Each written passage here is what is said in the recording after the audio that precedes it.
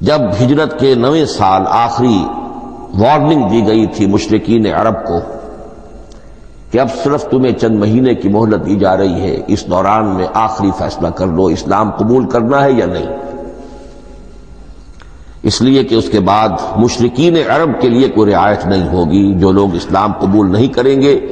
انہیں تہہ تیغ کر دیا جائے گا۔ فَإِذَا انْسَلَخَ الْأَشْهُرُ الْحُرُمُ فَاقْتُلُوا الْمُشْرِكِينَ حَيْثُ وَجَدتُّمُوهُمْ، جب یہ مہلت ختم ہو جائے تو ان مشرکین کا قتل عام کرو۔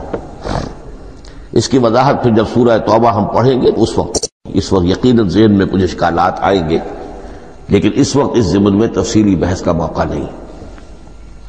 اب اس میں ایک استثناء رکھا گیا کہ ایک مشرک ہے، وہ چاہتا ہے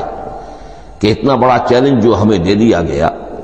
تو ہمیں موقع دیا جائے کہ ہم آئیں، آپ کے پاس بیٹھیں، کچھ دن رہیں، اللہ کا کلام سنیں، آپ کیا بات منوانا چاہتے ہیں، اس کے لیے کیا دلائل ہیں، اس کو اچھی طرح سمجھے، اس کا ہمیں موقع ہونا چاہیے۔ اس کے لیے یہ آیت نازل ہوئی کہ وَإِنْ أَحَدٌ مِّنَ الْمُشْرِكِينَ اسْتَجَارَكَ، اے نبی اگر ان مشرکین میں سے کوئی شخص آپ سے پناہ طلب کرے فَأَجِرْهُ، اسے پناہ دیجئے، حتیٰ یسمع کلام اللہ، یہاں تک کہ وہ اللہ کا کلام سن لے۔ ثم ابلغہ مأمنا، پھر یہ بھی نہیں کہ اسی وقت اسے کہا جائے کہ تم مانتے ہو یا نہیں مانتے، نہیں، پھر اسے اس کے امن کے مقام پر پہنچا دو۔ یہ جو آیت ہے اس میں لفظ کلیئر آ گیا کہ قرآن مجید اللہ کا کلام ہے۔ لیکن اب اسی تل کے اوٹ میں پہاڑ والا مسئلہ ہے، ٹپ آف آئس برگ، اس کے نیچے وہ کتنا بڑا تودہ ہوتا ہے۔ کلام جو ہے اللہ تعالیٰ کی صفت ہے، اور یہ بڑا مسئلہ گہرا ہے، اور علم کلام کا ایک بڑا پیچیدہ مسئلہ ہے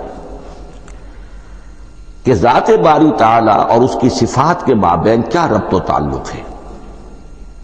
آیا صفات ذات کا جز ہیں، جزو لا ینفک ہیں، حصہ ہے، یا کچھ زائد بر ذات، جس کو علامہ اقبال نے ایک جگہ کہا ہے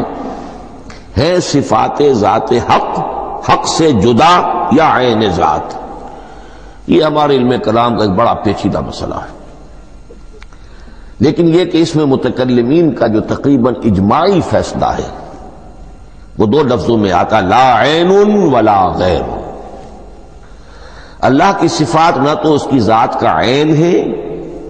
نہ اس کی ذات سے غیر ہے۔ بہت پیچیدہ شکل ہے، اور یہ بھی اس وقت کا میرا موضوع نہیں ہے، میں صرف کسی اور موضوع کے لیے صرف حوالے دے رہا ہوں۔ بہرحال قرآن مجید کا جو تعلق ہے ذات باری تعالیٰ کے ساتھ، وہ اس مسئلے سے بخوبی واضح ہو جاتا ہے کہ چونکہ یہ اللہ تعالیٰ کی صفت ہے، اور صفت کو ہم یہ نہیں کہہ سکتے کہ وہ ذات باری تعالیٰ سے جدا ہے، یہ بھی نہیں کہہ سکتے کہ اس کی ذات کا جزو لا ینفک ہے۔ کچھ اسی طرح کا تعلق ہے قرآن مجید کا ذات باری تعالیٰ کے ساتھ، لیکن یہ مسئلہ قرآن مجید میں خود بیان ہوا۔